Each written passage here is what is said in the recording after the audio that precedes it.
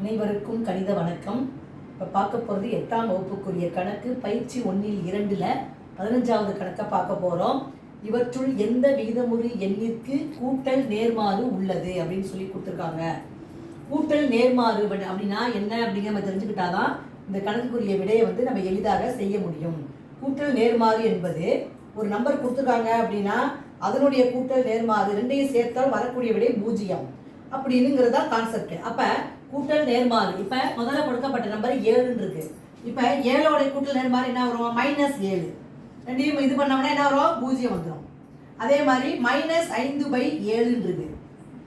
அதனுடைய கூட்டல் நேர்மாறு +5/7. இது ரெண்டையும் கூட்டம்னா வரக்கூடிய விடை 0 தான். இப்போ 0 இருக்கு. 0ஓட கூட்டல் நேர்மாறு 0 தான். 0 கூட்டினாலும் வரக்கூடிய விடை 0 தான். அப்போ இந்த கணக்கை பொறுத்த வரைக்கும் கூட்டல் நேர்மாறுனா என்ன?